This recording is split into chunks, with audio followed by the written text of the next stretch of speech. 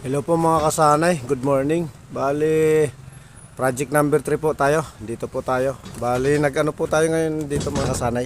Konting pagsasanay. Sa mga hindi pa po nakapanood ng mga dati po, ito po medyo may pagkakaiba pero parang parehas din naman po. Kung interesado po kayo dito sa video, hindi na po, kahit di na po hanapin yung old videos natin. Yung pagsasanay po natin wala naman po yung pagkaiba sa karamihan. Bali, ito lang po yung isa sa mga matitibay na gawa.